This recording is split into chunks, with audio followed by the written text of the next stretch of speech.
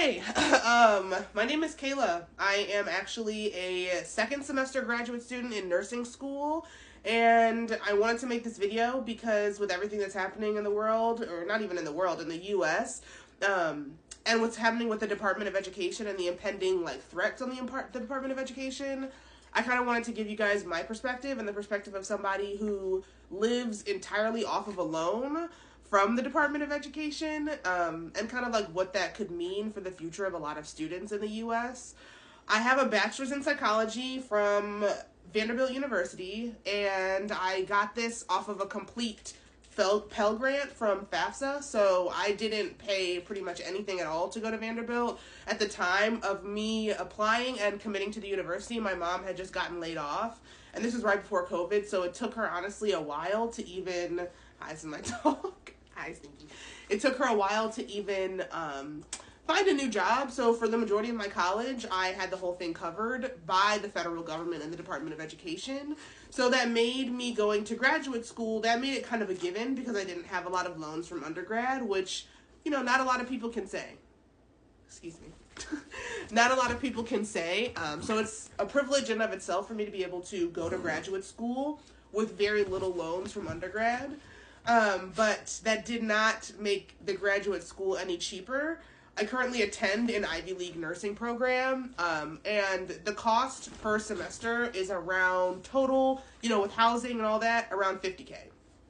And that hurts me to even say. I consider it an investment. I consider it a worthwhile cause because I can become a nurse practitioner rather quickly. And I can contribute to my community rather quickly and impactfully in the way that I have wanted to for so long. And I knew that I was acquiring a lot of loans if I were to attend this university just off of a loan. But with Biden's SAVE plan and kind of with all of the loan repayment options that had existed at the time, especially with healthcare loan repayment options, the scholarships for the nursing corps, all that kind of stuff, I figured it would be a worthwhile investment. Why not? And sorry, I'm trying not to be too emotional in the video either, but I'm really scared. I'm really scared, y'all. I don't know. I can't let that fear immobilize me and stop me. My dog she can feel that I'm getting stressed out. I can't let that fear stop me and immobilize me from doing the work and continuing to acquire knowledge. But as of today, we're finding out that this new administration is ordering the layoffs of half of the Department of Education and effectively trying to functionally shut down the department, right? He can't just wake up today and say, forget the Department of Education. But functionally, if he fires everybody and no one is there to work, they can shut it down. This combined with the fact that Biden had enacted a SAVE plan during his administration where people only had to pay $200, $300, $400 a month to repay their student loans. And now we're going back to the almost cost of rent, $1,300, $1,400, $1,500 a month for some people to pay back their loans. And I mean, that's not reasonable for really anybody, for a lot of people. And so it's just frustrating because I feel I want this so bad. I want my education. I want my knowledge so badly. I used to work in politics before I came to school, so I was a political youth organizing director for a nonprofit. It was a statewide position, and I was really, really privileged and honored to work that position, and I wanted to get more degrees to further that kind of work. But I'm scared.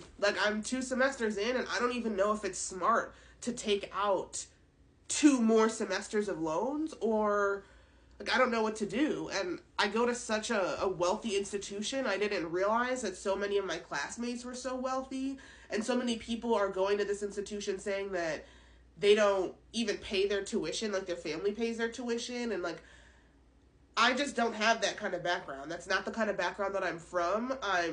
Did not grow up that way. And we're slowly getting to a point in my family where we're getting more comfortable financially, but not to pay any school bills like that, So I'm really concerned about that. I'm hoping that something happens, something good happens, something amazing falls out the sky and into my lap that allows me to continue this work. Oh, God.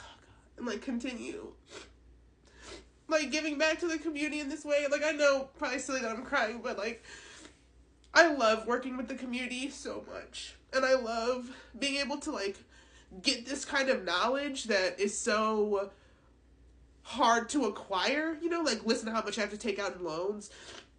I love acquiring this knowledge and giving it to the community and sharing it in ways that people who maybe aren't going to an Ivy League can still have access to. I love being able to like help people, and I'm frustrated. Like, I'm extremely, extremely frustrated. Like, and I knew this was gonna happen, you know, like, and we knew this was a possibility, but it's so frustrating. It is so frustrating, and I don't know what to do. I feel like it's frustrating when I see people that have all this, like, disposable money, and all I need is, like, a little bit of that to just get an education. Some people need that to live, right? So I feel, honestly, like, privileged that I'm saying that I need it for an education.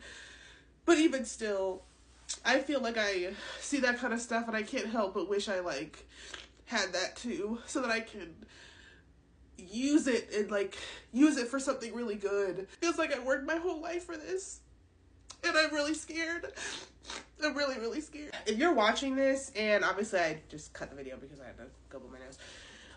If you're watching this and you're feeling scared and you're feeling nervous about the state of the world or the state of the United States and like what's happening and how we're gonna move forward, me too. Me too, girl. But we can't let that stop us. Like, we can't let that stop us from continuing to go to class, from continuing to get our educations, from continuing to feed ourselves, to cook, to keep our places clean, to go to the gym, to stay fit, to stay motivated. One thing that I've been trying to do is go to more city council meetings. So going to more school board meetings, going to more community meetings.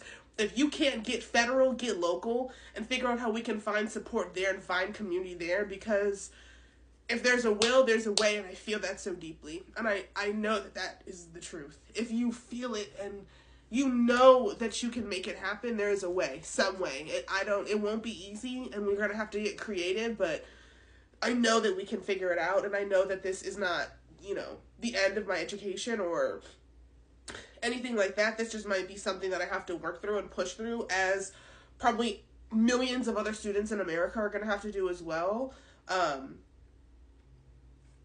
But I just wanted to get on here and just share my perspective, from the perspective of, I guess, one of the youth, a student, somebody who is watching this happen in real time, and I guess who has the privilege to complain in this way. Thanks for listening. Kind of emotional, but just kind of wanted to share my perspective, and yeah, so see y'all.